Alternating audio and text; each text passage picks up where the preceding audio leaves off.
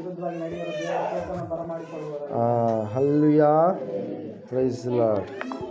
ದೇವರಿಗೆ, ದೈವ ಸೇವಕರಿಗೆ ವಿರುದ್ಧವಾಗಿ ಮಾತಾಡುವಂಥವರು ದೇವರ ಕೋಪವನ್ನು ಕೂಡಿಸಿಟ್ಟುಕೊಳ್ಳುತ್ತಾರೆ ಎನ್ನುವಂಥ ವಿಷಯ. Hallelujah, praise the Lord. ನಾಲಿಗೆಯ ಕುರಿತಾಗಿ, ನಾಲಿಗೆಯಿಂದ ಬರ್ತಕ್ಕಂಥ ಪಾಪಗಳ ಕುರಿತಾಗಿ ನಾವು ನೋಡಿದಂಥವರಾಗಿದ್ದೇವೆ. Hallelujah, praise the Lord. ಮೊದಲನೇ ನಾಲಿಗೆ ಯಾವ ನಾಲಿಗೆ? ಹೊಟ್ಟೆ ಕಿಚ್ಚು ಪಟ್ಟಿರುವಂಥ ನಾಲಿಗೆ. ಸ್ವಂತ ಅಕ್ಕ ಮತ್ತು ಅಣ್ಣ ತಮ್ಮನ ಮೇಲೆ ಹೊಟ್ಟೆ ಕಿಚ್ಚು ಪಟ್ಟ ಕಾರಣಕ್ಕಾಗಿ ಅವರು ಕೇಡನ್ನು ಅನುಭವಿಸಬೇಕಾಯಿತು. Hallelujah, praise the Lord. ಎರಡನೇ ನಾಲಿಗೆ ಕುರಿತಾಗಿ ನಾವು ನೋಡಿದ್ವಿ, ಸುಳ್ಳಿನ ನಾಲಿಗೆ. ಅವರು ಸುಳ್ಳು ಹೇಳಿದ ಕಾರಣಕ್ಕಾಗಿ ಅವರ ಪ್ರಾಣ ಪಕ್ಷವೇ ಹಾರಿ ಹೋಯಿತು ಎಂಬುದಾಗಿ. ಹಲ್ಲೆಲೂಯಾ. ಎಲ್ಲ ಸುಳ್ಳುಗಾರರು ಎಲ್ಲಿ ಹಾಕಲ್ಪಡ್ತಾರಂತೆ? ಅಗ್ನಿ ನರಕದಲ್ಲಿ, ಬೆಂಕಿ ಗಂಧಕಗಳು ಉರಿಯುವ ಕೆರೆಯಲ್ಲಿ. Hallelujah, praise the Lord. ಮೂರನೇದಾಗಿ ಓದುವಾರ ನಾವು ನೋಡಿದ್ದೇವೆ ಯಾವ ವಿಷಯ? ದೈವ ಸೇವಕರಿಗೆ, ದೇವರ ಮಕ್ಕಳಿಗೆ, ದೇವರನ್ನು ನಂಬಿದಂಥವರಿಗೆ ವಿರೋಧವಾಗಿ ಮಾತಾಡಿದಂಥವರಿಗೆ ದೇವರ ಕೋಪವನ್ನು ಅವರು ಕೂಡಿಸಿಟ್ಕೊಳ್ತಾರೆ. ನಾಲ್ಕನೇ ವಿಷಯವನ್ನು ಇವತ್ತು ನಾವು ನೋಡೋಣ. ಶ್ರೀ ಮತ್ತಾಯನ ಬರೆದ ಸುವಾರ್ತೆ 5ನೇ ಅಧ್ಯಾಯ 37ನೇ ವಾಕ್ಯ. ಮತ್ತಾಯನ ಬರೆದ ಸುವಾರ್ತೆ 5ನೇ ಅಧ್ಯಾಯ. ಆದರೆ ನಿಮ್ಮ ಮಾತು ಹೌದಾದರೆ ಹೌದು, ಹೌದಾದರೆ ಹೌದು, ಅಲ್ಲವಾದರೆ ಅಲ್ಲ, ಅಲ್ಲವಾದರೆ ಅಲ್ಲ ಎಂದಿರಲಿ. ಇದಕ್ಕಿಂತ ಹೆಚ್ಚಾದದ್ದು ಸೈತಾನನಿಂದ ಬಂದದ್ದು. Hallelujah, praise the Lord. ದೇವರ ವಾಕ್ಯ ಹೇಳ್ತಾ ಇದೆ, ಅನೇಕರು ಅನೇಕ ವಿಷಯದಲ್ಲಿ ಸೈತಾನನ ಮಾತುಗಳನ್ನು ಆಡುವಂಥವರಾಗಿರುತ್ತಾರೆ. ಹಲ್ಲೆಲೂಯಾ. ಅನೇಕವಂತ ವಿಚಾರಗಳಲ್ಲಿ ನಾವು ನೋಡ್ತಾ ಇರ್ತೇವೆ. ಸತ್ಯವೇದ ಹೇಳ್ತಾ ಇದೆ, ನಾವು ಎರಡೇ ವಿಷಯಗಳನ್ನು ನಾವು ಬಳಸ್ಬೋದು. ನಮ್ಮ ಮಾತು ಸರಿ ಇದ್ದರೆ ಸರಿ ಅನ್ಬೋದು, ಇಲ್ಲ ಅಂದರೆ ನಾವು ಇಲ್ಲ ಅಂತೇಳಿ ಹೇಳ್ಬೋದು. ಹೌದಿದ್ದರೆ ಹೌದು ಅಂತೇಳಿ ಅನ್ಬೋದು, ಅಲ್ಲಪ್ಪ ಅಂದರೆ ಅಲ್ಲ. ಎರಡೇ ಮಾತಲ್ಲಿರುತ್ತೆ. ಆದರೆ ನಾವೇನು ಮಾಡ್ತೀವಿ? ಅದಕ್ಕೆ ಹೆಚ್ಚಾಗಿ ಸೇರಿಸಿ ಏನು ಹೇಳ್ಬಾರ್ದು ಅದೆಲ್ಲವನ್ನು ಹೇಳಿದ ಕಾರಣಕ್ಕಾಗಿ ಅಲ್ಲಿ ಅವರು ಯಾರಿಗೆ ಜಾಗವನ್ನು ಕೊಟ್ಟಿರ್ತಾರೆ ಅಂತೇಳಿ ವಾಕ್ಯ ಹೇಳ್ತಾ ಇದೆ, ಸೈತಾನನಿಗೆ ಜಾಗವನ್ನು ಕೊಟ್ಟಿರ್ತಾರೆ. ಸತ್ಯವೇದ ಹೇಳ್ತಾ ಇದೆ ಸ್ಪಷ್ಟವಾಗಿ. ಆ ಒಂದು ಪರ್ವತದ ಪ್ರಸಂಗದಲ್ಲಿ ಯೇಸು ಕ್ರಿಸ್ತ ಮಹಾಪ್ರಭುಗಳು ಮಾತಾಡಿರ್ತಕ್ಕಂಥ ಈ ವಿಷಯ ಅನೇಕರಿಗೆ ಏನಾಗಿದೆ ರೀ? ಪ್ರೇರಣೆಯಾಗಿದೆ. ನಮ್ಮ ಭಾರತ ದೇಶಕ್ಕೆ ಸ್ವಾತಂತ್ರ್ಯ ಬರುವುದಕ್ಕೆ ಕಾರಣವಾಗಿರ್ತಕ್ಕಂಥ ಮೂಲವಾಗಿರ್ತಕ್ಕಂಥ ಪುರುಷರಲ್ಲಿ ಮಹಾತ್ಮ ಗಾಂಧೀಜಿಯವರಿಗೂ ಕೂಡ ಪ್ರೇರೇಪಣೆ ಆಗಿರ್ತಕ್ಕಂಥದ್ದು ಯಾವುದು? ಇದೇ ಪರ್ವತ ಪ್ರಸಂಗ ಪ್ರಿಯರೇ. ಹಲ್ಲೆಲೂಯಾ. ಅವ್ರು ಹೇಳ್ತಾರೆ ಏನೆಂಬುದಾಗಿ ಅಂದರೆ, ಹೊಸ ಒಡಂಬಡಿಕೆಯಲ್ಲಿ ನಾನು ಆ ಒಂದು ಪರ್ವತ ಪ್ರಸಂಗ ಓದುವಂಥ ಸಮಯದಲ್ಲಿ ಅದು ನೇರವಾಗಿ ನನ್ನ ಹೃದಯವನ್ನೇ ಮುಟ್ಟಿತು. ಅದರ ಸಲುವಾಗಿ ಪಿಸ್ತೂಲ್ಗಳಿಂದ, ಗನ್ನುಗಳಿಂದ, ಹಿಂಸೆಯಿಂದ ನಾವು ಸ್ವಾತಂತ್ರ್ಯವನ್ನು ಪಡೆದುಕೊಳ್ಳೋಕ್ಕೆ ಸಾಧ್ಯ ಇಲ್ಲ. ನಾವು ಉಪವಾಸ ಮಾಡಿ ಶಾಂತತೆಯಿಂದ ನಾವು ಏನು ಮಾಡಬೇಕು? ಸ್ವಾತಂತ್ರ್ಯವನ್ನು ಪಡೆದುಕೊಳ್ಬೇಕು. ಮತ್ತಾಯ ಬರೆದ ಸುವಾರ್ತೆ 5ನೇ ಅಧ್ಯಾಯ 5ನೇ ವಾಕ್ಯದಲ್ಲಿ ನಾವು ನೋಡ್ತಾ ಇದ್ದೇವೆ, ಶಾಂತರು ಧನ್ಯರು, ಅವರು ಭೂಮಿಗೆ ಬಾಧ್ಯರಾಗುವರು. ನಾವು ಭೂಮಿಯನ್ನು, ನಮ್ಮ ದೇಶವನ್ನು ಪುನಃ ನಾವು ಸ್ವಾಧೀನ ಮಾಡಿಕೊಳ್ಳಬೇಕಾದರೆ ನಾವು ಹಿಂಸೆಯ ಹೋರಾಟವನ್ನು ಮಾಡಬಾರದು. ನಾವು ಶಾಂತತೆಯಿಂದ ನಾವು ನಮ್ಮ ಭೂಮಿಯನ್ನು ಪುನಃ ಸ್ವಾಧೀನ ಪಡೆದುಕೊಳ್ಳಬಹುದು ಎಂಬುದಾಗಿ ಅವರಿಗೆ ಪ್ರೇರೇಪಣೆಯಾಗಿರ್ತಕ್ಕ. ಅವ್ರಿಗೆ ಮಾತ್ರವಲ್ಲ, ಅನೇಕವಾಗಿ ಯಾರು ಹೋರಾಟಗಾರರಿದ್ದಾರೋ, ಯಾರು ಯಾವ ಯಾವ ದೇಶಗಳಲ್ಲಿ ಮುಂದಾಳತ್ವವನ್ನು ವಹಿಸಿದ್ದಾರೋ ಅವರೆಲ್ಲರಿಗೂ ಕೂಡ ಈ ಪರ್ವತ ಪ್ರಸಂಗ ಎನ್ನುವಂಥದ್ದು ಏನಾಗಿದೆ ರೀ? ಮೂಲವಾದಂಥ ಒಂದು ಅಂಶವಾಗಿದೆ. ಹಲ್ಲೆಲೂಯಾ. ಇಲ್ಲಿ ನಾವು ನೋಡ್ತಾ ಇದ್ದೇವೆ, ದೇವರ ವಾಕ್ಯ ಹೇಳ್ತಾ ಇದೆ, ನಮ್ಮ ನಾಲಿಗೆಯ ಮೂಲಕವಾಗಿ ಸುಳ್ಳು ಮಾತು ಬರಬಾರ್ದು. ನಮ್ಮ ನಾಲಿಗೆಯ ಮೂಲಕವಾಗಿ ಹೊಟ್ಟೆ ಕಿಚ್ಚಿನ ಮಾತು ಬರಬಾರ್ದು. ನಮ್ಮ ನಾಲಿಗೆಯ ಮೂಲಕವಾಗಿ ಇನ್ನೊಬ್ಬರನ್ನು ದ್ವೇಷಿಸುವಂಥ ಮಾತು ಬರಬಾರ್ದು. ನಮ್ಮ ನಾಲಿಗೆಯ ಮೂಲಕವಾಗಿ ಯಾವುದು ಸತ್ಯ ಇದೆಯೋ, ಸತ್ಯ ಇದ್ದರೆ ಸತ್ಯ ಅನ್ನಬೇಕು, ಇಲ್ಲಂದರೆ ಇಲ್ಲ ಎಂಬುದಾಗಿ ಹೇಳಬೇಕು. ಒಂದು ವೇಳೆ ಅದಕ್ಕಿಂತ ಹೆಚ್ಚಿನದಾದದ್ದು ಇನ್ನೊಂದು ಯಾವುದಾದ್ರೂ ನೀನು ಕೂಡಿಸಿದ್ದೇ ಆದರೆ ಅದು ನಿನ್ನಿಂದ ಬಂದಿರುವಂಥದ್ದಲ್ಲ, ಅದು ಇನ್ನೂ ಸೈತಾನನಿಂದ ಬಂದಿರುವಂಥದ್ದು ಆಗಿರುತ್ತೆ ಪ್ರಿಯರೇ. ಸತ್ಯವೇದ ಹೇಳ್ತಾ ಇದೆ ಪ್ರಿಯರೇ ಏನೆಂಬುದಾಗಿ ಅಂದರೆ, ಅದು ಸೈತಾನನಿಂದ ಬಂದಿರುವಂಥ ಮಾತು. ಸೈತಾನನ ಒಂದು ಪ್ರೇರೇಪಣೆಗೆ ನೀನು ಒಳಪಟ್ಟು ಆ ಮಾತನ್ನು ಆಡಿರ್ತೀಯ. ಅದ್ರ ಸಲುವಾಗಿ ವಾಕ್ಯ ಹೇಳ್ತಾ ಇದೆ, ನಿನ್ನ ನಾಲಿಗೆಯನ್ನು ಬಹಳ ಜಾಗರೂಕತೆಯಿಂದ ನೀನು ಕಾಪಾಡಿಕೊಳ್ಳಬೇಕು. ಎಲುಬಿರಲಾರ್ದಂಥ ನಾಲಿಗೆ ಹೆಂಗಂದ್ರೆ ಹಂಗೆ ಏನಾಗುತ್ತೆ, ಮಾತಾಡುತ್ತೆ ಪ್ರಿಯರೇ. ಸತ್ಯವೇದ ಸ್ಪಷ್ಟವಾಗಿ ತಿಳಿಸ್ತಾ ಇದೆ, ನಿನ್ನ ನಾಲಿಗೆಯ ವಿಷಯದಲ್ಲಿ ನೀನು ಬಹು ಜಾಗರೂಕತೆಯಿಂದ ಇರಬೇಕು ಎಂಬುದಾಗಿ. Hallelujah, praise Lord. ಅದೇ ಅಷ್ಟು ಮಾತ್ರವಲ್ಲದೆ ನಾವು ನೋಡ್ತಾ ಇದ್ದೇವೆ, 2ನೇ ತಿಮೋಥೆಯನಿಗೆ ಬರೆದ ಪತ್ರಿಕೆ 2ನೇ ಅಧ್ಯಾಯ ಅಲ್ಲಿ ನಾವು ನೋಡ್ತಾ ಇದ್ದೇವೆ, ಸತ್ಯವೇದ ಹೇಳ್ತಾ ಇದೆ, ಅನೇಕರು ಇವತ್ತಿನ ದಿವಸ ಭಕ್ತಿಹೀನತೆ ಕಡೆಗೆ ಹೋಗ್ತಾ ಇದ್ದಾರೆ. ಕಾರಣ ಏನಂದರೆ, ಅವರು ನಾಲಿಗೆಯ ಮೂಲಕವಾಗಿ ಹರಟೆಯ ಮಾತುಗಳನ್ನು ಮಾತಾಡುವವರಾಗಿರ್ತಾರೆ. 2ನೇ ಅಧ್ಯಾಯ 16ನೇ ವಚನ. ಪ್ರಾಪಂಚಿಕವಾದ ಆ ಹರಟೆ ಮಾತುಗಳಿಗೆ ದೂರವಾಗಿರು, ಅವುಗಳಿಗೆ ಮನಸ್ಸು ಕೊಡುವವರು ಹೆಚ್ಚೆಚ್ಚಾಗಿ ಭಕ್ತಿಹೀನರಾಗುವರು. ಅವರ ಮಾತು ಕೊಳಕು ಹುಣ್ಣಿನಂತೆ ಹರಡಿಕೊಳ್ಳುವುದು. Hallelujah, praise Lord. ವಾಕ್ಯ ಹೇಳ್ತಾ ಇದೆ, ಅವರಲ್ಲಿ ಉಮೇನಾಯನು ಪಿಲೇತನು ಇದ್ದಾರೆ ಎಂಬುದಾಗಿ ವಾಕ್ಯ ಹೇಳ್ತಾ ಇದೆ ಪ್ರಿಯರೇ. ಸತ್ಯವೇದದಲ್ಲಿ ನಾವು ನೋಡ್ತಾ ಇದ್ದೇವೆ, ಇವತ್ತಿನ ದಿವಸ ಈ ಅಂತ್ಯ ಕಾಲದಲ್ಲಿ, ಈ ಕೊನೆಯ ಕಾಲದಲ್ಲಿ ಏನಾಗ್ತಾ ಇದೆ, ಹರಟೆಯ ಮಾತುಗಳು. ಹಲ್ಲೆಲೂಯಾ, ಹರಟೆ ಹೊಡೆಯುವಂಥವ್ರು ಹೆಚ್ಚಾಗಿದ್ದಾರೆ. ದುಡಿದು ತಿನ್ಬೇಕಂಬೋರು ಯಾರು ಕೂಡ ಇಲ್ಲ. ಎಲ್ಲಿ ನೋಡಿದ್ರೆ ಅಲ್ಲಿ ಕೂತ್ಕೊಂಡಿರ್ತಾರೆ, ಹರಟೆ ಮಾತುಗಳನ್ನು ಮಾತಾಡ್ತಾ ಇರ್ತಾರೆ. ಇದು ಬಂದಾಗ್ಲಿಂದ ಅದು ನೋಡಿದೆ, ಇದು ನೋಡಿದೆ ಅಂತೇಳಿ ಬರೀ ಯಾವ ಕೆಟ್ಟ ಮಾತುಗಳು, ಟೈಮ್ ಪಾಸ್ ಮಾಡುವಂಥ ಮಾತುಗಳನ್ನೇ ಮಾತಾಡ್ಕೋಂತ ಕೂತ್ಕೊಂಡಿರ್ತಾರೆ ಪ್ರಿಯರೇ. Hallelujah, praise Lord. ಅದಕ್ಕೆ ಸರಿಯಾದ ರೀತಿಯಲ್ಲಿ ಆ್ಯಪ್ಸ್ಗಳನ್ನು ಕೂಡ ಕಂಡುಹಿಡಿದಾರೆ, ಡೆವಲಪ್ ಮಾಡಿದ್ದಾರೆ. ಹಲ್ಲೆಲೂಯಾ. ಯಾವ್ಯಾವ್ರಿ ಅವು ಬಂದಿದ್ದಾವಲ್ಲ ಈಗ ರೀಸೆಂಟಾಗಿ, ಮೊನ್ನೆ ಬ್ಯಾನ್ ಮಾಡಿದ್ರಲ್ಲ, ಟಿಕ್ ಟಾಕು, ಶೇರ್ ಚಾಟು, ಎಲ್ಲ ತಾವು ನಕ್ಕೊಂತಿರ್ತಾರೆ, ಅವ್ರನ್ನೂ ನಗಿಸ್ತಿರ್ತಾರೆ. ಹರಟೆ. ಹಲ್ಲೆಲೂಯಾ.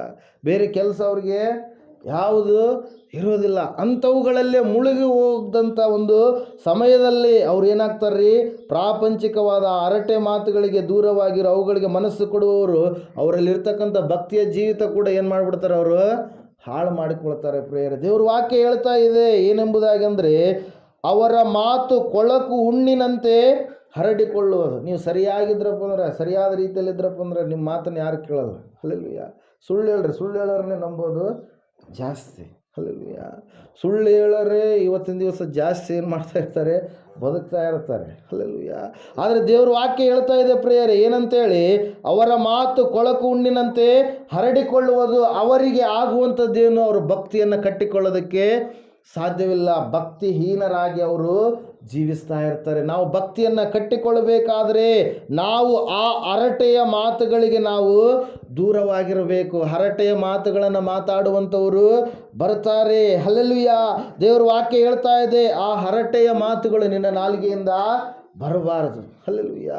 ಪ್ರಯೋಜನಕರವಾಗಿರುವಂಥ ಮಾತುಗಳು, ಭಕ್ತಿಗೆ ಸಾಧಕವಾಗಿರ್ತಕ್ಕಂಥ ಮಾತುಗಳು ಯಾವಿದಾವೋ ಅವುಗಳನ್ನು ಮಾತಾಡುವಂಥವ್ರು ನೀವು ಆಗಿರಬೇಕು ಪ್ರಿಯರೇ. ಸತ್ಯವೇದ ಹೇಳ್ತಾ ಇದೆ, ಪ್ರಾಪಂಚಿಕವಾದ ಹರಟೆ ಮಾತುಗಳನ್ನು ನೀವು ಕೇಳುವವರಾಗಿದ್ದರೂ, ನೀವು ಮಾತಾಡುವಂಥವರಾಗಿದ್ದರೂ ಕೂಡ ನಿಮಗೇನಾಗುತ್ತೆ, ಭಕ್ತಿಹೀನತೆ ಬರುತ್ತೆ. ಭಕ್ತಿ ಎನ್ನುವಂಥದ್ದು ನೀವು ಕಟ್ಟಿಕೊಳ್ಳೋದಕ್ಕೆ ಸಾಧ್ಯವಿರುವುದಿಲ್ಲ. ಅದರ ಸಲುವಾಗಿ ಸತ್ಯವೇದ ಹೇಳ್ತಾ ಇದೆ ಪ್ರಿಯರೇ, ನಾಲಿಗೆಯನ್ನು ಯಾರು ಸಾಧನೆ ಮಾಡಿ ಹಿಡಿದುಕೊಳ್ತಾರೋ ಅವರು ತಮ್ಮ ದೇಹವನ್ನೆಲ್ಲ ಸಾಧನೆ ಮಾಡಿಕೊಳ್ತಾರೆ. ಯಾವ ರೀತಿಯಾಗಿ ಹಡಗಿಗೆ ಆ ಒಂದು ಲಂಗರು, ಯಾಂಕರ್ ಯಾವ ರೀತಿಯಾಗಿ ಹಡಗನ್ನು, ದೊಡ್ಡದಾಗಿರ್ತಕ್ಕಂಥ ಹಡಗನ್ನು ಕಂಟ್ರೋಲ್ ಮಾಡುತ್ತೋ, ಯಾವ ಒಂದು ಸಣ್ಣದಾಗಿರ್ತಕ್ಕಂಥ ಚುಕ್ಕಾಣಿ ಆ ಒಂದು ಹಡಗನ್ನು ಕಂಟ್ರೋಲ್ ಮಾಡುತ್ತೋ, ಯಾವ ಒಂದು ಕುದುರೆಯನ್ನು ಕಂಟ್ರೋಲ್ ಮಾಡೋದಕ್ಕೆ ಅದಕ್ಕೆ ಏನು ಹಾಕಿರ್ತಾರೆ, ಲಗಾಮ್ ಏನಂತೀವಲ್ಲ, ಲಗಾಮು ಏನು ಯಾವುದನ್ನು ಕಂಟ್ರೋಲ್ ಮಾಡುತ್ತಾರೆ, ಕುದುರೆಯನ್ನು ಕಂಟ್ರೋಲ್ ಮಾಡುತ್ತೆ. ನಮ್ಮ ದೇಹವನ್ನೆಲ್ಲ ಕಂಟ್ರೋಲ್ ಮಾಡುವಂಥ ಕೆಪಾಸಿಟಿ ಯಾವುದಕ್ಕಿದೆ,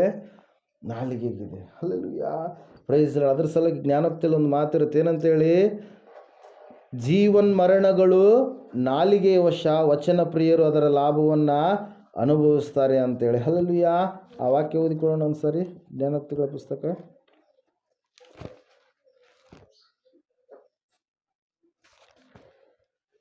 18ನೇ ಅಧ್ಯಾಯ 21ನೇ ವಾಕ್ಯ, 20ರಿಂದ ಹೋಗ್ರಿ. ಮನುಷ್ಯನು ತನ್ನ ಬಾಯಿಯ ಬೆಳೆಯನ್ನು ಹೊಟ್ಟೆ ತುಂಬ ಉಣ್ಣುವನು. ಮನುಷ್ಯನು ತನ್ನ ಬಾಯ ಬೆಳೆಯನ್ನು ಹೊಟ್ಟೆ ತುಂಬಾ ಉಣ್ಣುವನು. ತನ್ನ ತುಟಿಗಳ ಫಲವನ್ನು ಸಾಕಾದಷ್ಟು ತಿನ್ನುವನು. ಮರಣಗಳು ನಾಲಿಗೆಯ ವಶ, ಜೀವನ ಮರಣಗಳು ನಾಲಿಗೆಯ ವಶ, ವಚನ ಪ್ರಿಯರು ಅದರ ಫಲವನ್ನು ವಚನ ಪ್ರಿಯರು ಅದರ ಫಲವನ್ನ ಅನುಭವಿಸುವರು. ನಿನ್ನ ನಾಲಿಗೆಯಲ್ಲಿಯೇ ಜೀವವಿದೆ, ನಿನ್ನ ನಾಲಿಗೆಯಲ್ಲಿಯೇ ಮರಣ ಇದೆ. ಹಲ್ಲೆಲೂಯಾ. ಇಲ್ಲಿ ವಾಕ್ಯ ಹೇಳ್ತಾ ಇದೆ ಏನೆಂಬುದಾಗಿ ಅಂದರೆ, ಮನುಷ್ಯನು ತನ್ನ ಬಾಯ ಬೆಳೆಯನ್ನು ಹೊಟ್ಟೆ ತುಂಬ ಉಣ್ಣುವನು ಅಂತೇಳಿ. ಯಾರ ಮೇಲೇನಾದರೂ ನಮ್ಗೆ ಹೊಟ್ಟೆ ಕಿಚ್ಚು ಆತ್ಮ ಇದ್ರಪ್ಪ ಅಂದ್ರೆ ಅದು ಯಾರನ್ನ ಕೆಡಿಸುತ್ತೆ? ನಮ್ಮನ್ನೇ ಕೆಡಿಸುತ್ತೆ. ಅವರಿಗೆ ಸಮಾಧಾನ ಇರಲ್ಲ, ಅವರಿಗೆ ಶಾಂತಿ ಇರಲ್ಲ. ಅವ್ರ ಜೀವಿತದಲ್ಲಿ ಹಣ ಇರಲಿ, ಆಸ್ತಿ ಇರಲಿ, ಐಶ್ವರ್ಯವಿರಲಿ, ಎಷ್ಟೋ ದೊಡ್ಡದಾಗಿರ್ತಕ್ಕಂಥ ಅಂತಸ್ತು ಅವರಿಗೆ ಇರಲಿ, ಎಷ್ಟು ಆಸ್ತಿ ಇದ್ರೂ ಕೂಡ ಅವರಿಗೆ ಸಮಾಧಾನ ಇರೋದಕ್ಕೆ ಸಾಧ್ಯ ಇಲ್ಲ ಪ್ರಿಯರೇ. ಯಾಕಂದರೆ ಸಮಾಧಾನಕರ್ತನಾಗಿರ್ತಕ್ಕಂಥ ದೇವರನ್ನು ಅವರು ಹೊಂದಿಕೊಂಡಿಲ್ಲ ಪ್ರಿಯರೇ. Hallelujah, praise Lord. ದೇವ್ರ ವಾಕ್ಯದಲ್ಲಿ ನಾವು ನೋಡ್ತಾ ಇದ್ದೇವೆ, ಅದೇ 18ನೇ ಅಧ್ಯಾಯದಲ್ಲಿ 8ನೇ ವಾಕ್ಯ ಹೇಳ್ತಾ ಇದೆ, ಚಾಡಿಕೋರನ ಮಾತುಗಳು ರುಚಿಯಾದ ತುತ್ತುಗಳು ಹೊಟ್ಟೆಯೊಳಕ್ಕೆ ಇಳಿಯುವವು ಅಂತೇಳಿ. ಹಲ್ಲೆಲೂಯಾ. ಇದೇ ನಾಲಿಗೆಯ ಮೂಲಕವಾಗಿ ಇನ್ನೊಬ್ಬರ ಕುರಿತಾಗಿ ಏನು ಮಾಡ್ತಾ ಇರ್ತೀವಿ? ಚಾಡಿ ಹೇಳ್ತಾ ಇರ್ತೀವಿ. ಆಗಿರಲ್ಲ, ಆಗ್ಲಾರ್ದನ್ನ ಆಗಿದೆ ಎಂಬುದಾಗಿ ಹೇಳ್ತಾ ಇರ್ತೀವಿ. ಎಲ್ಲಿ ಕೇಳಿದ್ದು ಅಲ್ಲೇ ಬಿಡಬೇಕು, ಅದನ್ನು ಇನ್ನೊಂದು ಕಡೆಗೆ ಹೋಗಿ ನಾವು ಏನು ಮಾಡಬಾರ್ದು? ಬೆಂಕಿ ಹಚ್ಚಬಾರ್ದು. ಹಲ್ಲೆಲೂಯಾ. ಅದ್ರ ಸಲುವಾಗಿ ನಾಲಿಗೆ ಏನಾಗಿದೆ? ಕೆಚ್ಚು ಅಂತೇಳಿ ಹೇಳ್ತಾನೆ ಯಾಕೋಬನು ಬರೆದ ಪತ್ರಿಕೆ 3ನೇ ಅಧ್ಯಾಯದಲ್ಲಿ ಪ್ರೇರ. ಅದ್ರ ಸಲುವಾಗಿ ಇಲ್ಲಿ ವಾಕ್ಯ ಹೇಳ್ತಾ ಇದೆ, ಹರಟೆಯ ಮಾತುಗಳು ಈ ಅಂತ್ಯಕಾಲದಲ್ಲಿ, ಹರಟೆಯ ಮಾತುಗಳು ಎನ್ನುವಂಥದ್ದು ಏನಾಗ್ತಾ ಇದೆ? ಹೆಚ್ಚಾಗ್ತಾ ಇದೆ. ಹರಟೆಯ ಮಾತುಗಳು ಎಲ್ಲರನ್ನ ನಗಿಸ್ಬೇಕು, ಎಲ್ಲರನ್ನ ಅಳಿಸ್ಬೇಕು, ಎಲ್ಲರನ್ನ ಏನೇನೋ ಮಾಡಬೇಕಂತೇಳಿ ಏನೆಲ್ಲ ಪ್ರಯೋಗಗಳನ್ನು ಮನುಷ್ಯನೇನು ಮಾಡ್ತಾ ಇದ್ದಾನೆ? ಮಾಡುವವನಾಗಿದ್ದಾನೆ ಪ್ರಿಯರೇ. ಈ ಅಂತ್ಯಕಾಲದಲ್ಲಿ ಅವೆಲ್ಲವುಗಳಿಂದ ನಾವೇನಾಗಿರಬೇಕು? ದೂರವಾಗಿರಬೇಕು. ಅದು ನಮಗೆ ಭಕ್ತಿಗೆ ಅದೇನಾಗಿದೆ? ಕಂಟಕವಾಗಿದೆ, ಅಡ್ಡಿಯಾಗಿದೆ. ಅದರಲ್ಲಿ ಭಕ್ತಿಯನ್ನು ನಾವು ಬೆಳೆಸಿಕೊಳ್ಳೋದಕ್ಕೆ ಸಾಧ್ಯವಿರೋದಿಲ್ಲ. ಇನ್ನೊಂದು ನಾಲಿಗೆ ಒಂದು ಪಾಪ ಯಾವುದು ಅಂದರೆ ಚಾಡಿಯನ್ನು ಹೇಳುವಂಥದ್ದು. ಯಾವುದ್ರಿ? ಚಾಡಿಯನ್ನು ಹೇಳುವಂಥದ್ದು. ಚಾಡಿಯನ್ನು ಹೇಳಿ ಅನೇಕರ ಕುಟುಂಬಗಳನ್ನು ಏನು ಮಾಡಿದಾರೆ? ಒಡೆದು ಹಾಕಿದ್ದಾರೆ. ಇಲ್ಲ ಸಲ್ಲದ ಅನುಮಾನಗಳನ್ನು ಹುಟ್ಟಿಸಿ, ಸಂಶಯಗಳನ್ನು ಹುಟ್ಟಿಸಿ, ಗಂಡ ಹೆಂಡತಿಯ ಮಧ್ಯೆ ಅನೇಕರು ಏನು ಮಾಡಿದ್ದಾರೆ? ಕುಟುಂಬಗಳನ್ನು ಒಡೆದು ಹಾಕಿದ್ದಾರೆ ಪ್ರಿಯರೇ. ಆದರೆ ಸತ್ಯವೇದ ಹೇಳ್ತಾ ಇದೆ, ಆ ಚಾಡಿಕೋರನ ಮಾತುಗಳು ಹೆಂಗಿರ್ತಾವಂತೆ? ರುಚಿಯಾದ ಇನ್ನೂ ಸ್ವಲ್ಪ ಕೇಳ್ಬೇಕು, ಇನ್ನೂ ಸ್ವಲ್ಪ ಕೇಳ್ಬೇಕು, ಇನ್ನೂ ಸ್ವಲ್ಪ ಕೇಳ್ಬೇಕು ಅಂಬಂಗಿರ್ತಾವೆ. ಹಲ್ಲೆಲೂಯಾ. ಅವ್ರು ಹಂಗೆ ಮಾತಾಡ್ತಾ ಇರ್ತಾರೆ. Hallelujah, praise Lord. ಆದರೆ ವಾಕ್ಯ ಹೇಳ್ತಾ ಇದೆ, ನೀನು ವಚನ ಪ್ರಿಯ ಆಗಬೇಕು. ನಿನ್ನ ಬಾಯ ಮೂಲಕವಾಗಿ ಜೀವನ ಇದೆ, ಆ ಜೀವ ಇದೆ. ಇನ್ನೊಬ್ಬರಿಗೆ ಜೀವವನ್ನು ಕೊಡುವಂಥ ಶಕ್ತಿಯನ್ನು ದೇವರು ಯಾವುದರಲ್ಲಿ ಇಟ್ಟಿದ್ದಾನೆ? ನಿನ್ನ ನಾಲಿಗೆಯಲ್ಲಿ ಇಟ್ಟಿದ್ದಾನೆ ಪ್ರಿಯರೇ. ಇನ್ನೊಬ್ಬರ ಬದುಕನ್ನು ಮಾರ್ಪಡಿಸುವಂಥ ಶಕ್ತಿ ಯಾವುದರಲ್ಲಿ ಇಟ್ಟಿದ್ದಾನೆ? ನಿನ್ನ ನಾಲಿಗೆಯಲ್ಲಿ ಇಟ್ಟಿದ್ದಾನೆ ಪ್ರಿಯರೇ. ಹಲ್ಲೆಲೂಯಾ. ಅದರ ಸಲುವಾಗಿ ನಮ್ಮ ದೇಶವು ಕಂಡಿರ್ತಕ್ಕಂಥ ಅತ್ಯಂತ ದೊಡ್ಡ ಒಬ್ಬ ಸನ್ಯಾಸಿ ಎಂಬುದಾಗಿ ಹೇಳ್ಬೋದು, ಗುರು ಎಂಬುದಾಗಿ, ಲೋಕರೂಢಿಯಾಗಿ ಗುರು ಎಂಬುದಾಗಿ ನಾವು ಹೇಳ್ಬೋದು, ಒಳ್ಳೆಯ ಭಕ್ತಿಯನ್ನು ಕಟ್ಟಿಕೊಂಡಿರ್ತಕ್ಕಂಥ ವ್ಯಕ್ತಿ ಎಂಬುದಾಗಿ ನಾವು ಹೇಳ್ಬೋದು. ಸ್ವಾಮಿ ವಿವೇಕಾನಂದ ಅವರು ಹೇಳ್ತಾರೆ ಪ್ರಿಯರೇ, ಈಶಾನ್ಯ ಸನ್ಯಾಸಿಯಾಗಿ ನನಗೆ ಬೇರೆ ಯಾವುದೇ ರೀತಿಯ ಆಪ್ಷನ್ನು ಇಲ್ಲವೇ ಇಲ್ಲ. ನಜರೇತಿನ ಯೇಸು ಕ್ರಿಸ್ತನನ್ನೇ ನನ್ನ ಗುರುವಾಗಿ, ನನ್ನ ದೇವರನ್ನಾಗಿ ನಾನು ಸ್ವೀಕರಿಸುತ್ತೇನೆ. ಆದರೆ ಕೆಲವರು ನಮ್ಮ ದೇಶದಲ್ಲಿ ಇರುವಂಥವರು ಆತನಿಗೆ ವಿರುದ್ಧವಾಗಿ ಏನೇನೋ ಮಾತುಗಳನ್ನು ಮಾತಾಡ್ತಾ ಇದ್ದಾರೆ. ಅದರ ಸಲುವಾಗಿ ನನ್ನ ಮನಸ್ಸು ಭಾಳ ನೋವನ್ನು ಅನುಭವಿಸ್ತದೆ ಎಂಬುದಾಗಿ ಅವರು ಏನು ಮಾಡಿದ್ದಾರೆ? ತಮ್ಮ ಪುಸ್ತಕದಲ್ಲಿ ಅವರು ಬರೆದಿಟ್ಕೊಂಡಿದ್ದಾರೆ ಪ್ರಿಯರೇ. ಹಲ್ಲೆಲೂಯಾ. ಅವೆಲ್ಲವುಗಳು ಕೂಡ ನನ್ನಲ್ಲಿ ಪ್ರೂಫ್ಸು ಇದ್ದಾವೆ. ಹಲ್ಲೆಲೂಯಾ. ಸತ್ಯವೇದ ಹೇಳ್ತಾ ಇದೆ ಪ್ರಿಯರೇ, ದೇವರ ವಾಕ್ಯ ಹೇಳ್ತಾ ಇದೆ ಏನೆಂಬುದಾಗಂದರೆ, ದೇವರಿಗೆ ವಿರುದ್ಧವಾಗಿ ಮಾತಾಡುವಂಥ ನಾಲಿಗೆ ನಮ್ಮದು ಆಗಬಾರ್ದು. ಹಲ್ಲೆಲೂಯಾ. ದೇವರ ವಾಕ್ಯದಲ್ಲಿ ನಾವು ನೋಡ್ತಾ ಇದ್ದೇವೆ, ಸತ್ಯವೇದ ಹೇಳ್ತಾ ಇದೆ ಏನೆಂಬುದಾಗೆಂದರೆ, ಭಯ ಭಕ್ತಿಯನ್ನು ಕಟ್ಟಿಕೊಳ್ಳುವಂಥ ಮಾತುಗಳು ನಮ್ಮ ನಾಲಿಗೆಯ ಮೂಲಕವಾಗಿ ಬರಬೇಕೇ ಹೊರತಾಗಿ ಇನ್ನೊಬ್ಬರ ಮೇಲೆ ಕೆಟ್ಟದಾಗಿರ್ತಕ್ಕಂಥ ಆರೋಪವನ್ನು ಹೋರಿಸುವಂಥ ಮಾತುಗಳು ಬರಬಾರ್ದು. ಹಲ್ಲೆಲೂಯಾ. ಏನು ಮಾಡಿರೋದಿಲ್ಲ, ಇಲ್ಲ ಹಂಗೆ ಮಾಡಿದ್ದಾರೆ ಅಂತೇಳಿ ಕೆಲವೊಬ್ರು ಅದನ್ನೇ ಸಾಧಿಸ್ತಾ ಇರ್ತಾರೆ. ಮೊದಲು ಅದಕ್ಕೆ ಹೆಜ್ಜೆ ಇಟ್ಬಿಟ್ಟಿರ್ತಾರೆ. ಒಂದು ವೇಳೆ ನಾನು ಹಿಂದಕ್ಕೆ ತಗ್ಗಿದ್ರಪ್ಪ ಮತ್ತೆ ನಂದು ಏನಾಗುತ್ತೆ?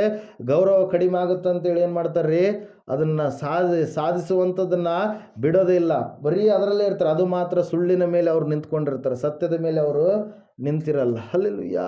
Price lord. ಅದ್ರ ಸಲುವಾಗಿ ವಾಕ್ಯ ಹೇಳ್ತಾ ಇದೆ, ಹರಟೆಯ ಮಾತುಗಳಿಗೆ ನಿನ್ನ ಜೀವಿತದಲ್ಲಿ ನೀನು ಸಮಯವನ್ನು ಕೊಡಬೇಡ. ಹಲ್ಲೆಲೂಯಾ. ಸತ್ಯವೇದ ಓದೋದಕ್ಕೆ ನೀನು ಸಮಯವನ್ನು ಕೊಡು. ಟಿ ವಿಯಲ್ಲಿ ದೇವರ ವಾಕ್ಯ ಎಲ್ಲ ಬರುತ್ತೆ. ಹಲ್ಲೆಲೂಯಾ. ನ್ಯೂಸ್ ಚಾನಲ್ಗಳೆಲ್ಲ ನೋಡ್ರಿ, ಅಲ್ಲಿ ಒಳ್ಳೆ ಒಳ್ಳೆ ಪ್ರಾರ್ಥನೆ ಅಂಶಗಳು ಸಿಗ್ತವೆ. ಹಲ್ಲೆಲೂಯಾ.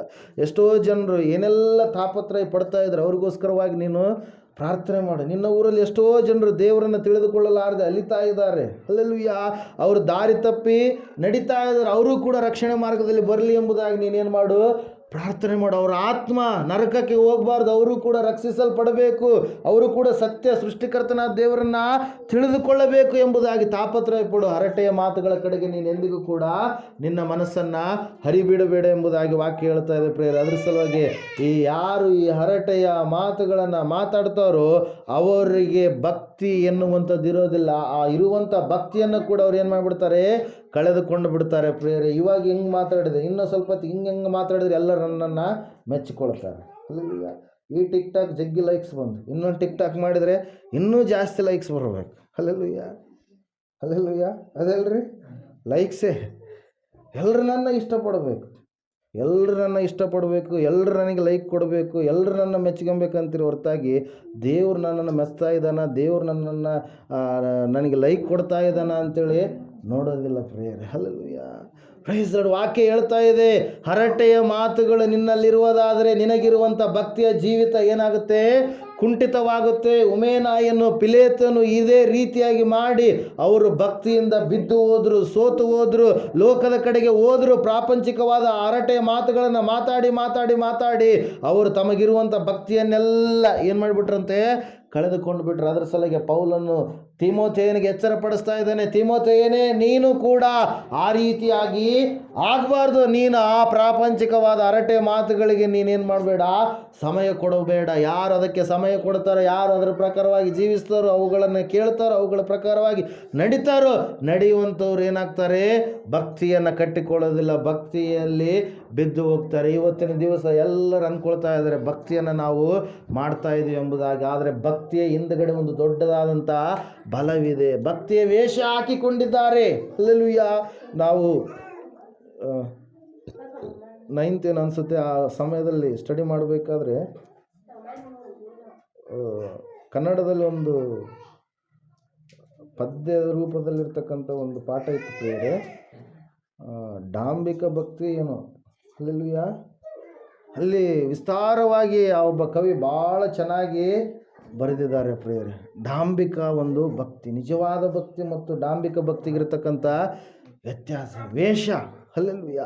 ಎಲ್ಲರೂ ವೇಷ ಹಾಕಿಕೊಂಡು ಜೀವಿಸ್ತಾ ಇದ್ದಾರೆ, ನಿಜವಾದ ಭಕ್ತಿಯನ್ನು ಮಾಡ್ತಾ ಇಲ್ಲ. ಹೊರಗಡೆ ಭೂಷಣವನ್ನು ಎಲ್ಲರೂ ಹೆಚ್ಚಾಗಿ ಇಷ್ಟಪಡ್ತಾರೆ, ಒಳಗಡೆ ಆಂತರಿಕವಾಗಿ ದೇವರು ನನ್ನನ್ನು ನೋಡ್ತಾ ಇದ್ದಾನೆ, ಮುಂದೊಂದು ದಿವಸ ನಾನು ಕೂಡ ದೇವರ ಮುಂದೆ ನಿಂತುಕೊಳ್ಳಬೇಕು, ದೇವರು ನನ್ನನ್ನು ಪ್ರಶ್ನೆ ಮಾಡ್ತಾನೆ, ದೇವರು ನನ್ನನ್ನು ಕೇಳ್ತಾನೆ. ಹಲ್ಲೆಲೂಯಾ.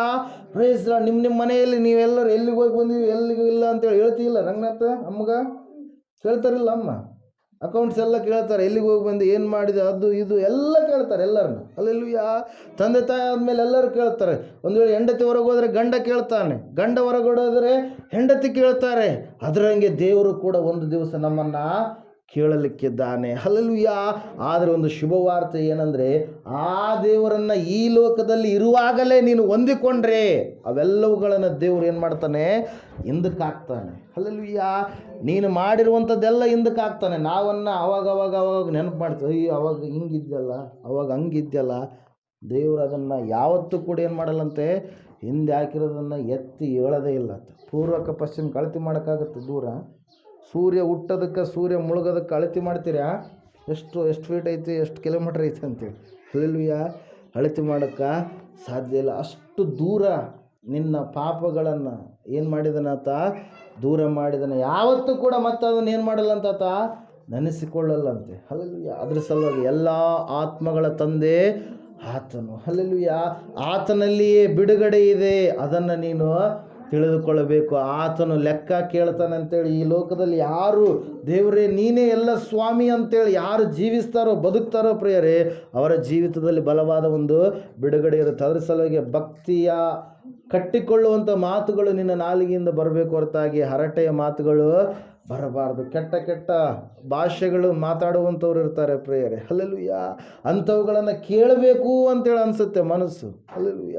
ಯಾಕಂದರೆ ಕೆಲವೊಬ್ರು ಅಂಥ ವಾತಾವರಣದಲ್ಲಿ ಬೆಳೆದಿರ್ತಾರೆ. ಭಾಳ ಕೆಟ್ಟ ಮಾತುಗಳು ಅವು ಕೇಳಿದಾಗ ಹಂಗೆ ಹೋಗಿ ಒಡ್ಲೇನಪ್ಪ ಅನಿಸ್ತಿರ್ತಾರೆ ಮನಸ್ಸಲ್ಲಿ. ಹಲ್ಲೆಲೂಯ. ಹಂಗೆ ಹೋಗಿ ಹೊಡೆದು ಬಿಡಲ್ಲ. ಏನು ಇವ್ರು ಇಷ್ಟು ನಾಲಿಗೆಯನ್ನು ಎಷ್ಟು ದುರ್ಭಾಷೆಗಳಿಗೆ ಇವರು ಬಲಿ ಕೊಟ್ಟಿದ್ದಾರೆ. ಹಲ್ಲೆಲೂಯ. ಮಕ್ಕಳಿಗೆ ಕೆಟ್ಟ ಮಾತುಗಳನ್ನು ಆಡ್ತಾರೆ. ಮಕ್ಕಳಿಗೆ ಕತ್ತೆ ಅಂತಾರೆ, ಇನ್ನೊಂದು ಏನೇನೋ ಅಂತಾರೆ. ಹಲ್ಲೆಲೂಯ. ಮಕ್ಕಳಿಗೆ ಕತ್ತೆ ಅಂದ್ರೆ ಮತ್ತೆ ಅವ್ರೇನ್ರಿ? ಈಗ ಅವ್ರ ಮಕ್ಕಳು ಕತ್ತೆ ಆದ್ರೆ ಅವ್ರು ಏನಾಗ್ತಾರೆ ಹೇಳ್ರಿ? ಈಗ ಮಗ ಕತ್ತೆ ಆದರೆ ಹಲ್ಲೆಲೂಯ. ಕತ್ತೆ ಮರಿ ಯಾವುದು ಕೊಟ್ಟಿರುತ್ತೆ? ಕತ್ತೆಗೆ ನಾವು. ಹಲ್ಲೆಲೂಯ. Praise the lord. ಮಕ್ಕಳಿಗೆ ಕತ್ತೆ ಅಂತೇಳಿ, ಕ್ವಾಣ ಅಂತೇಳಿ ಏನೇನೋ ಬೈತಿರ್ತಾರೆ. ಅವು ಬೈಯೋದ್ರ ಹಿಂದ್ಗಡೆ ಏನಿದೆ ಎಂಬುದಾಗಿ ಕೂಡ ಅದನ್ನು ನೆನೆಸೋದಿಲ್ಲ. ಗದರಿಸ್ರಿ, ಹೇಳ್ರಿ, ಯಾಕಂದ್ರೆ ನಿಮ್ಗೆ ಹಕ್ಕಿದೆ. ಹಲ್ಲೆಲೂಯ. ಚಿಕ್ಕವರಿರುವಾಗ ಅವ್ರನ್ನ ತಿದ್ದಬೇಕು. ತಿದ್ದಲಾರದೇ ಇದ್ರೆ ಅವ್ರು ಏನಾಗ್ತಾರೆ? ಬಾಗಿ ಹೋಗ್ತಾರೆ. ಹಲ್ಲೆಲೂಯ.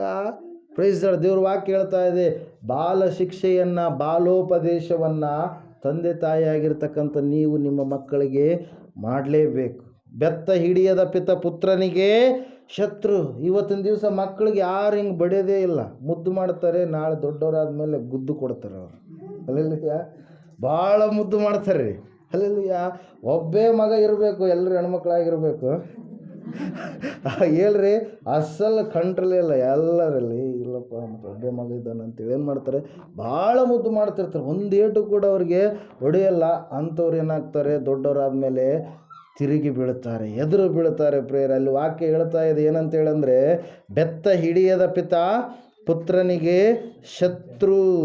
13:24 ಜ್ಞಾನೋಕ್ತಿಗಳು. ಚೆನ್ನಾಗಿ ಶಿಕ್ಷಿಸುವ ಪಿತ ಪುತ್ರನಿಗೆ ಮಿತ್ರ.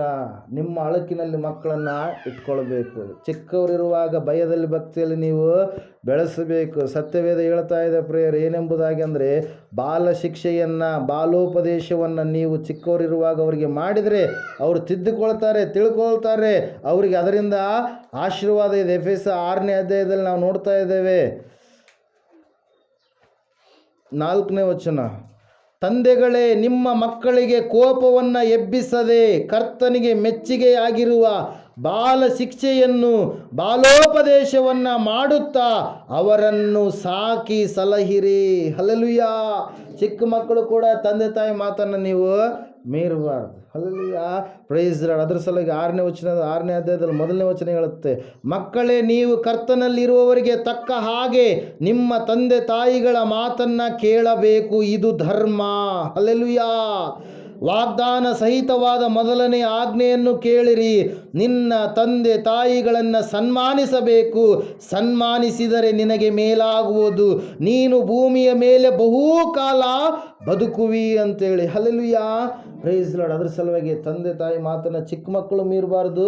ಚಿಕ್ಕ ಮಕ್ಕಳಿಗೆ ಕೋಪವನ್ನು ಎಬ್ಬಿಸುವಂಥ ಕಾರ್ಯಗಳನ್ನು ತಂದೆ ತಾಯಿ ಮಾಡಬಾರ್ದು. ಎಲ್ಲವೂ ಸಮಾನವಾಗಿ ಹೋಗ್ತಾ ಇರಬೇಕು ಜೀವನ. ಹಲ್ಲೆಲೂಯ. ಅದರ ಸಲುವಾಗಿ ದೇವರು ವಾಕ್ಯ ಹೇಳ್ತಾ ಇದೆ ಪ್ರಿಯರೇ, ಸತ್ಯವೇದ ಹೇಳ್ತಾ ಇದೆ, ಇವತ್ತಿನ ಅಂತ್ಯಕಾಲದಲ್ಲಿ ಹರಟೆಯ ಮಾತುಗಳಿಗೆ ಅನೇಕರು ಏನು ಮಾಡ್ತಾರೆ? ಕಿವಿ ಕೊಡ್ತಾರೆ.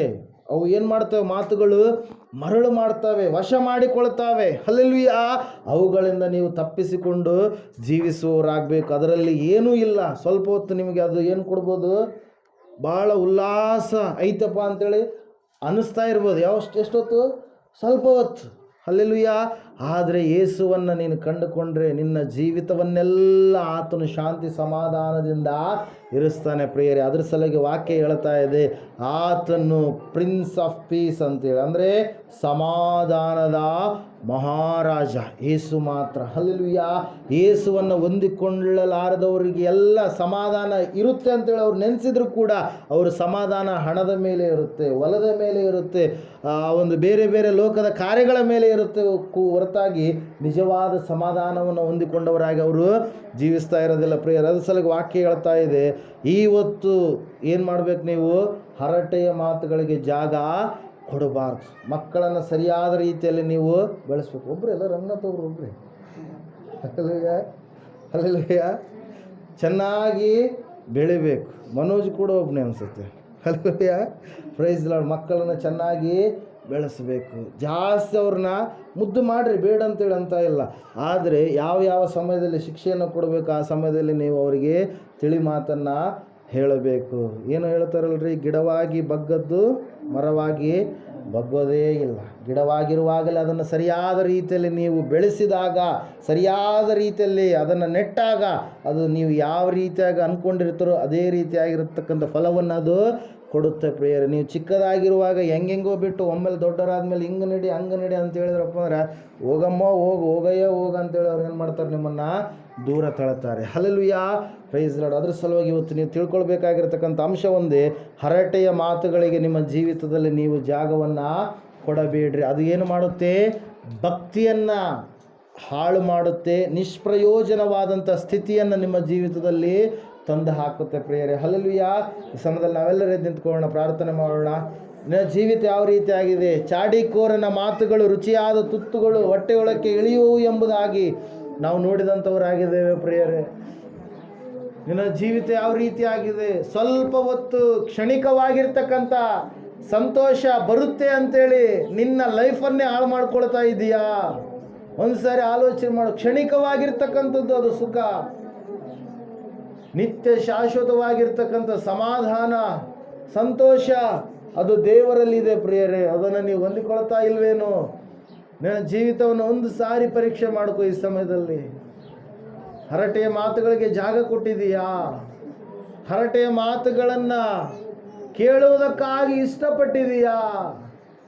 ಯಾವುದನ್ನು ನೀನು ಕೇಳ್ತೀಯೋ ಅದನ್ನೇ ಮಾಡಬೇಕು ಎಂಬುದಾಗಿ ನಿನ್ನ ಮನಸ್ಸು ಹಂಬಲಿಸುತ್ತಾ ಇರುತ್ತೆ, ತಾಪತ್ರಯ ಪಡ್ತಾ ಇರುತ್ತೆ, ಪರಿತಪಿಸ್ತಾ ಇರುತ್ತೆ ಪ್ರಿಯರೇ. ಈ ಸಮಯದಲ್ಲಿ ಭಕ್ತಿಯ ಮಾತುಗಳನ್ನು ನೀವು ಮಾತಾಡುವವರಾಗ್ರಿ. ದೇವರ ಕುರಿತಾಗಿ ಅವಗಾಹನೆ ಇರಲಿ. ದೇವರಿಗೆ ಭಯಪಡ್ರಿ. ಆ ದೇವರು ಕಲ್ಲು ಅಲ್ಲ, ಮಣ್ಣು ಅಲ್ಲ, ಕಟ್ಟಿಗೆ ಅಲ್ಲ, ಬೆಳ್ಳಿ, ಬಂಗಾರ, ಕಬ್ಬಿಣ, ತಾಮ್ರದ ಮೂಲಕವಾಗಿ ಯಾವುದೋ ಒಬ್ಬ ಮನುಷ್ಯನ ಕಲ್ಪನೆಯ ಮೂಲಕವಾಗಿ ಕೆತ್ತಿದಂಥ ಬೊಂಬೆ ಅಲ್ಲ. ಒಂದು ವೇಳೆ ಅದೇ ರೀತಿ ಆಗಿರ್ತಾ ಇದ್ದಿದ್ರೆ ಮನುಷ್ಯರೇ ದೇವರನ್ನು ಕಂಟ್ರೋಲ್ ಮಾಡ್ತಾ ಇದ್ರು ಹೊರತಾಗಿ ದೇವರು ಮನುಷ್ಯರನ್ನು ಕಂಟ್ರೋಲ್ ಮಾಡ್ತಾ ಇರಲಿಲ್ಲ ಪ್ರಿಯರೇ. ಅದಕ್ಕೆ ಅತೀತವಾಗಿರ್ತಕ್ಕಂಥ ಒಂದು ಶಕ್ತಿ ಇದೆ. ಆ ಶಕ್ತಿಯೇ ಯೇಸು ಕ್ರಿಸ್ತನಾಗಿದ್ದಾನೆ ಎಂಬುದಾಗಿ ಸ್ವಾಮಿ ವಿವೇಕಾನಂದ ಅವರು ಹೇಳಿದ್ದಾರೆ ಪ್ರಬೋಧ ರತ್ನಾಕರ ಪುಸ್ತಕದಲ್ಲಿ. ಓಂಕಾರನು ಬೇರೆ ಯಾರೂ ಅಲ್ಲ, ಯೇಸು ಕ್ರಿಸ್ತನೇ ಎಂಬುದಾಗಿ ಇವತ್ತು ನೀವು ತಿಳಿದುಕೊಳ್ಬೇಕಾಗಿದೆ. ಸತ್ಯವನ್ನು ತಿಳಿದುಕೊಳ್ಳ್ರಿ. ಆ ಸತ್ಯ ನಿಮ್ಮನ್ನು ಸ್ವತಂತ್ರ ಮಾಡುತ್ತೆ. ಸತ್ಯಮೇವ ಜಯತೆ ಎಂಬುದಾಗಿ ನಮ್ಮ ದೇಶದಲ್ಲಿ ನಾವು ಅಶೋಕ ಎನ್ನುವಂಥ ಚಕ್ರವರ್ತಿ ಬರೆಸಿರ್ತಕ್ಕಂಥ ಲೇಖನವನ್ನು ಅನೇಕ ಸಾರಿ ನಾವು ಬಳಸ್ತೇವೆ ಪ್ರಿಯರೇ. ಇವತ್ತು ಆ ಸತ್ಯವೇ ನಿಮಗೆ ಜಯ ಕೊಡುತ್ತೆ. ಆ ಸತ್ಯ ಹೇಳ್ತಾ ಇದೆ ಏನಂದರೆ, ಸತ್ಯವನ್ನು ಯಾರು ತಿಳಿದುಕೊಳ್ತಾರೋ ಆ ಸತ್ಯವೇ ಅವರನ್ನು ಸ್ವತಂತ್ರರನ್ನಾಗಿ ಮಾಡುತ್ತೆ. ಆ ಸತ್ಯ ಬೇರೆ ಯಾರೂ ಅಲ್ಲ. ನಾನೇ ಸತ್ಯವಾಗಿದ್ದೇನೆ, ನಾನೇ ಮಾರ್ಗವಾಗಿದ್ದೇನೆ, ನಾನೇ ಜೀವವಾಗಿದ್ದೇನೆ, ನನ್ನ ಹೊರತು ಯಾರೂ ತಂದೆಯ ಬಳಿಗೆ ಬರಲಾರರು ಎಂಬುದಾಗಿ ಹೇಳಿರುವಂಥ ಯೇಸು ಕ್ರಿಸ್ತನೇ ಆ ಸತ್ಯವಾಗಿದ್ದಾನೆ ಪ್ರಿಯರೇ. ಈ ಸಮಯದಲ್ಲಿ ಆ ಸತ್ಯವನ್ನು ನೀನು ತಿಳಿದುಕೊಳ್ಳಬೇಕು, ನಿನ್ನ ಜೀವಿತದಲ್ಲಿ ಅದನ್ನು ಅಳವಡಿಸಿಕೊಳ್ಳಬೇಕು. ಆ ಭಕ್ತಿಯ ಮಾರ್ಗವನ್ನು ನೀನು ಕಲಿತುಕೊಳ್ಳಬೇಕು. ಹಿಂದೆ ಮಾಡಿರ್ತಕ್ಕಂಥ ಎಲ್ಲ ಮನುಷ್ಯ ಸಂಪ್ರದಾಯದ ಪದ್ಧತಿಗಳು, ಆಚರಣೆ, ವಿಚಾರಗಳು, ಅನೇಕವಾಗಿರ್ತಕ್ಕಂಥ ನರಕಕ್ಕೆ ನಡೆಸುವಂಥ ಕಾರ್ಯಗಳು, ಅವೆಲ್ಲವುಗಳನ್ನು ನೀನು ಬಿಡಬೇಕಾಗಿದೆ. ಹೊಲಸು ಕೊಳಕೆಲ್ಲವನ್ನು ತೊಳೆದಾಗ ನೀನು ಶುದ್ಧನಾಗೋದಕ್ಕೆ ಸಾಧ್ಯ ಪ್ರಿಯರೇ. ನಿನ್ನನ್ನು ಎಲ್ಲ ಮನುಷ್ಯರನ್ನು ತೊಳೆಯುವ ಆತನು ಒಬ್ಬ ಆತನಿದ್ದಾನೆ. ಆತನು ಸೃಷ್ಟಿಕರ್ತನಾದ ಮಹಾದೇವರು ನರಾವತಾರಿಯಾಗಿ ಈ ಲೋಕಕ್ಕೆ ಬಂದಿರುವಂಥ ಯೇಸು ಕ್ರಿಸ್ತನಾಗಿದ್ದಾನೆ ಪ್ರಿಯರೇ. ಆತನನ್ನು ನಂಬುವಾಗ ನಿನಗೆ ರಕ್ಷಣೆ ಇದೆ, ಮುಕ್ತಿ ಇದೆ, ಬಿಡುಗಡೆ ಇದೆ. ಈ ಸಮಯದಲ್ಲಿ ಆತನಲ್ಲಿ ಕೇಳಿಕೊಳ್ಳ್ರಿ, ದೇವರೇ ನಾನು ನಿನಗೆ ಮೆಚ್ಚುಗೆಯಾದ ರೀತಿಯಲ್ಲಿ ನಡಿಬೇಕಪ್ಪ. ಹೌದು ಸ್ವಾಮಿ, ಉಮೇನಾಯನು ಪಿಲೇತನು ಸ್ವಲ್ಪ ದಿವಸಗಳ ಕಾಲ ಭಕ್ತಿಯಲ್ಲಿ ಇದ್ದು ಹರಟೆಯ ಮಾತುಗಳಿಗೆ ಜಾಗ ಕೊಟ್ಟು ಈ ಲೋಕದಿಂದ ಸ್ವಾಮಿ ಅವರು ಭಕ್ತಿಯನ್ನು ಕಟ್ಟಿಕೊಳ್ಳಲಾರದೆ ಹಾಗೆ ಹೊರಟೋದ್ರು, ನರಕಕ್ಕೆ ತುತ್ತಾದ್ರು. ಸ್ವಾಮಿ, ನಾನು ಆ ರೀತಿಯಾಗಿ ಆಗಬಾರ್ದಯ್ಯ ಎಂಬುದಾಗಿ ಕೇಳಿಕೊ. ಹರಟೆಯ ಮಾತುಗಳನ್ನು ಕೇಳ್ತಾ ಇದೆಯಾ? ಎಲ್ಲರೂ ನನ್ನನ್ನು ಮೆಚ್ಚಬೇಕು ಅಂತೇಳಿ ಅಂದ್ಕೊಳ್ತಾ ಇದೆಯಾ? ದೇವ್ರು ನನ್ನನ್ನು ಮೆಚ್ತಾ ಇದ್ದಾನೆ ಎಂಬುದಾಗಿ ಒಂದು ಸರಿ ಆದರೂ ಆಲೋಚನೆ ಮಾಡಿದೆಯಾ? ನಿನ್ನ ಕಾರ್ಯಗಳು ಯಾವ ರೀತಿಯಾಗಿದ್ದಾವೆ? ನಿನ್ನ ಮಾತು, ನಿನ್ನ ನಡತೆ, ನಿನ್ನ ಗುಣ ಮನೆಯಲ್ಲಿ ಯಾವ ರೀತಿಯಾಗಿದ್ದೀಯಾ? ಆಲಯಕ್ಕೆ ಈ ಸ್ಥಳಕ್ಕೆ ಬಂದಂಥ ಸಮಯದಲ್ಲಿ ನೀನು ಯಾವ ರೀತಿಯಾಗಿದ್ದೀಯಾ? ಗುಂಪಿನಲ್ಲಿ ಎಲ್ಲರೂ ಕೂಡ ದೇವರನ್ನು ಸ್ತುತಿಸಬಹುದು. ಏಕಾಂಗಿಯಾಗಿದ್ದಾಗ ಆತ್ಮಿಕವಾದ ಹೋರಾಟಗಳಿದ್ದಾವೆ. ನಿನ್ನ ಮನಸ್ಸು, ನಿನ್ನ ದೇಹ ಪಾಪದ ಕಡೆಗೆ ಸೆಳೆಯಬೇಕಾದರೆ ಅದನ್ನು ನೀನು ಹಿಡಿತದಲ್ಲಿ ಇಟ್ಟುಕೊಳ್ಳಬೇಕು. ಅದುವೇ ಭಕ್ತಿ ಪ್ರೇರೆ, ಅದುವೇ ಭಕ್ತಿಯ ಸಾಧನ.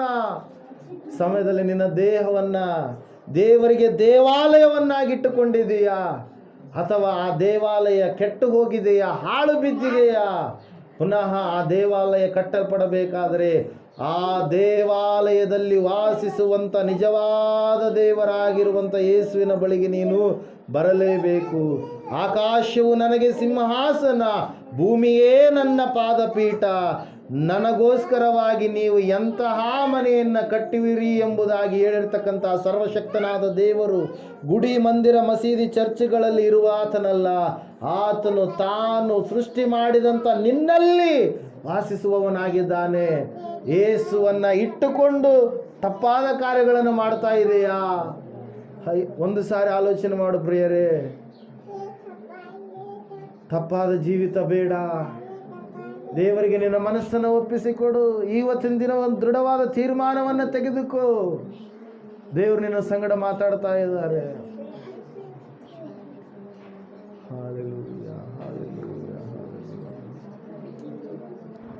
ಮಹೋನ್ನತ ಮಹಾಪರಿಶುದ್ಧನಾದ ದೇವರೇ, ಅದ್ಭುತ ಆಶ್ಚರ್ಯ ಕಾರ್ಯಗಳನ್ನು ಮಾಡೋ ಮಹಾದೇವರೇ, ನಾಲಿಗೆಯು ಚಿಕ್ಕದೇ ದೊಡ್ಡ ಕಾರ್ಯಗಳನ್ನು ಕೊಚ್ಚಿಕೊಳ್ಳುತ್ತದೆ. ಆ ನಾಲಿಗೆ ಮೂಲಕವಾಗಿಯೇ ಹರಟೆಯ ಮಾತುಗಳು, ಆ ನಾಲಿಗೆಯ ಮೂಲಕವಾಗಿಯೇ ಸೈತಾನನ ಪ್ರೇರೇಪಣೆಯ ಮಾತುಗಳು ಬರ್ತವೆಂಬುದಾಗಿ ತಿಳಿಸಿದ್ದೀಯಪ್ಪ.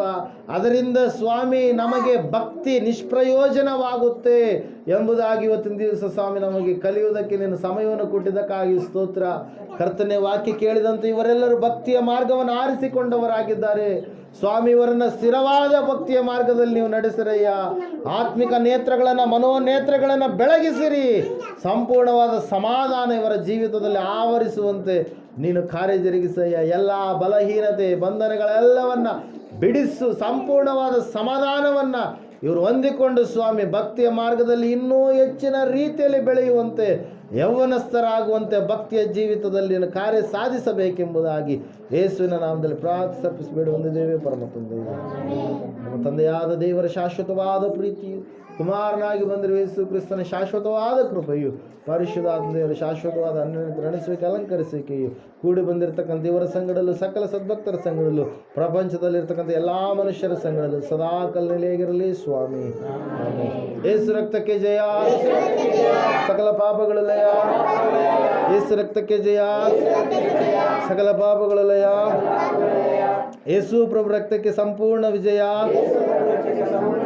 ಸಕಲ ಪಾಪಗಳಿಗೆ ಅನಂತ ಕಾಲ ನಾಶನ. Hallelujah, hallelujah, hallelujah. ಸ್ತೋತ್ರಂ, ಸ್ತೋತ್ರಂ, ಸ್ತೋತ್ರ. Amen, amen, amen. ಇಂಥ ಸಮಯಗಳು ಯೇಸುವೇ ನಿಮ್ಮ ಬಳಿ ಬಂದೆವು, ನಿನ್ನ ಮಕ್ಕಳಾದ ನಾವು ನಿನ್ನ ಬಂದೆವು.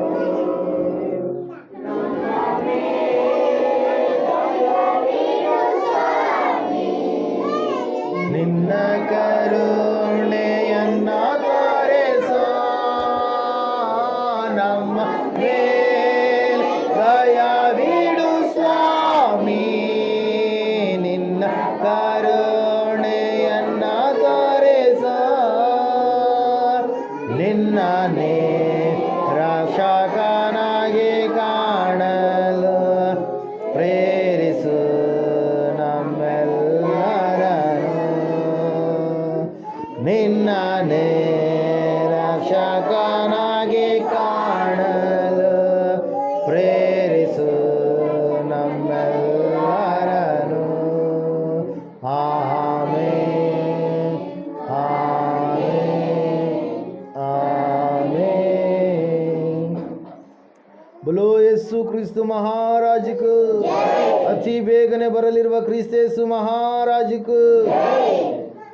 Hallelujah, hallelujah. ಹಲ್ಲೆಲೂಯಾ. ಆಮೆನ್. ಸಮಯದಲ್ಲಿ ಕರ್ತನ ಭೋಜನ ಸಂಸ್ಕಾರ ಇರುತ್ತೆ.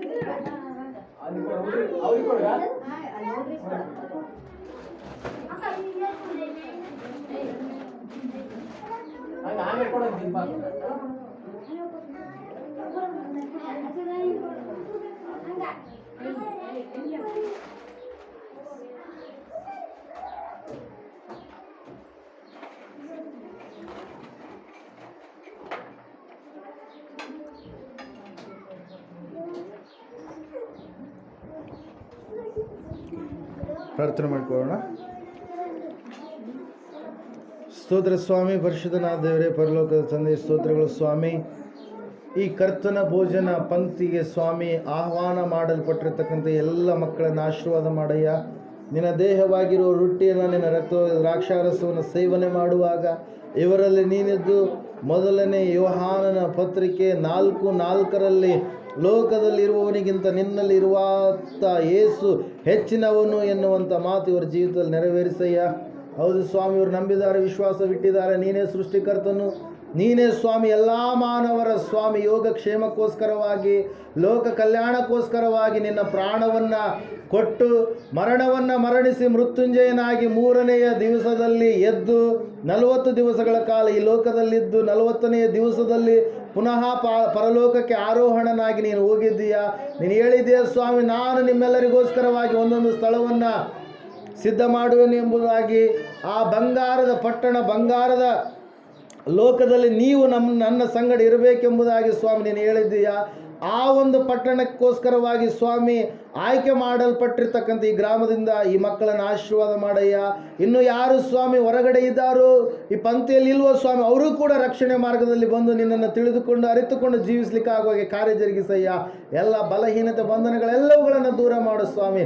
ಅದ್ಭುತವಾದ ಸಮಾಧಾನವನ್ನು ಸ್ವಾಮಿ ಇವರು ಅನುಭವಿಸುವಂತೆ ಕಾರ್ಯ ಜರುಗಿಸಬೇಕೆಂಬುದಾಗಿ ನಜರೇತಿನ ಯೇಸು ಕ್ರಿಸ್ತನ ನಾಮದಲ್ಲಿ ನೀನು ಹೇಳಿದ್ದೀಯ. ನನ್ನನ್ನು ನೆನೆಸಿಕೊಳ್ಳುವುದಕ್ಕೋಸ್ಕರ ನೀವು ಈ ಲೋಕದಲ್ಲಿ ಇರುವ ಪರ್ಯಂತರ, ನಾನು ಪುನಃ ಬರುವ ಪರ್ಯಂತರ ಈ ಕಾರ್ಯವನ್ನು ಮಾಡಿರಿ ಎಂಬುದಾಗಿ. ಯಾರು ಈ ಕಾರ್ಯದಲ್ಲಿ ಪಾಲ್ಗೊಳ್ಳುವರೋ ಅವರನ್ನು ಕಡೇ ದಿವಸದಲ್ಲಿ ನಾನು ಎಬ್ಬಿಸಿ ಅವರನ್ನಿಗೆ ಪುನರುತ್ಥಾನ ಮಾಡಿ ಪುನಃ ಅವರನ್ನು ಪರಲೋಕಕ್ಕೆ ಕರೆದುಕೊಂಡು ಹೋಗುವೆನು. ಯಾಕಂದರೆ ನಾನು ನಿಮ್ಮನ್ನು ಅನಾಥರನ್ನಾಗಿ ಬಿಡುವುದಿಲ್ಲ, ಪುನಃ ಬರುತ್ತೇನೆ ಎಂಬುದಾಗಿ ಹೇಳಿದ ಮಹಾದೇವರೇ, ಮರಣದ ಕೊಂಡಿಯನ್ನು ಜಯಿಸಿದಂಥ ದೇವರೇ, ಮರಣ ಪಾತಾಳದ ಬೀಗದ ಕೈಗಳನ್ನು ಉಳ್ಳಂಥ ದೇವರೇ, ನಿನಗೆ ಅನಂತ ಸ್ತೋತ್ರಗಳನ್ನು ಸಲ್ಲಿಸುತ್ತಾ ಯೇಸುವಿನ ನಾಮದಲ್ಲಿ ಬೇಡಿ ಹೊಂದಿದ್ದೇವೆ ಪರಮ ತಂದೆ.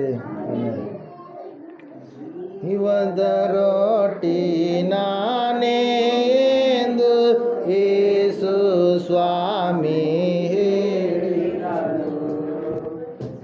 ಇವದ ರೋಟಿ ನಾನೇ ಎಂದು ಯೇಸು ಸ್ವಾಮಿ ಹೇಳಿದನು.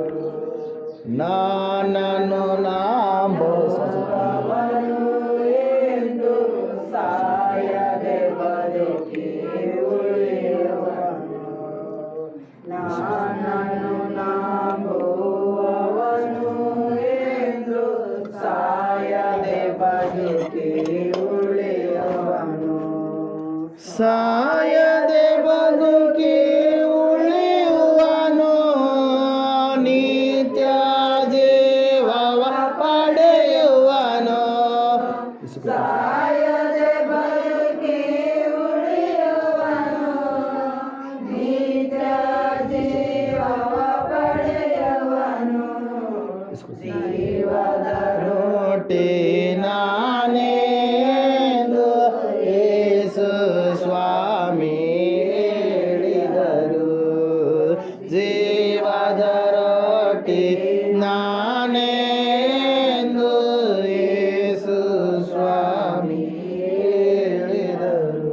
ಪ್ರಾರ್ಥನೆ ಮಾಡಿಕೊಳ್ಳೋಣ. ಮಹೋನ್ನತನು ಮಹಾಪರಿಶುದ್ಧನಾದ ದೇವರೇ, ಪರಲೋಕದ ತಂದೆಯೇ, ಸ್ತೋತ್ರ ಸ್ವಾಮಿ. ನಿನ್ನ ದೇಹವಾಗಿರೋ ರೊಟ್ಟಿಯನ್ನು, ನಿನ್ನ ರಕ್ತವಾಗಿ ದ್ರಾಕ್ಷಾರಸವನ್ನು ಇವರು ಭುಜಿಸುವಾಗ ಇವರಲ್ಲಿ ನೀನಿದ್ದು ಸ್ವಾಮಿ ಅನೇಕ ಕಾರ್ಯಗಳನ್ನು ಸ್ವಾಮಿ ಸಾಧಿಸಯ್ಯ. ಮುಂದಿನ ಕರ್ತನ ದಿವಸದವರೆಗೂ ಬೇಟೆಗಾರನ ಬಲೆಯಿಂದಲೂ, ಮರಣಕರ ವ್ಯಾಧಿಯಿಂದಲೂ, ಸೈತಾನನು ತಂದು ಹಾಕುವಂಥ ಶೋಧನೆಗಳಿಂದಲೂ ಇವರನ್ನ ತಪ್ಪಿಸಿ ಕಾಯ್ದು ಕಾಪಾಡಿ ಜೀವಿತರ ಸಂಖ್ಯೆಯಲ್ಲಿ ಎಣಿಸಿ ಇವರು ಕುಟುಂಬದಲ್ಲೆಲ್ಲ ಶಾಂತಿ ಸಮಾಧಾನವನ್ನು ಅನುಗ್ರಹಿಸಬೇಕೆಂಬುದಾಗಿ ಯೇಸು ಕ್ರಿಸ್ತನ ನಾಮದಲ್ಲಿ ಪ್ರಾರ್ಥಿಸಿ ಈ ಪ್ರಾರ್ಥನೆ ನಿನ್ನ ಪಾದಕ್ಕೆ ಹಾಕಿ ಬೇಡಿದ್ದೆಲ್ಲ ಯೇಸುವಿನ ನಾಮದಲ್ಲಿ ಹೊಂದಿದ್ದೇವೆ ಪರಮ ತಂದೆ. ಆಮೆನ್.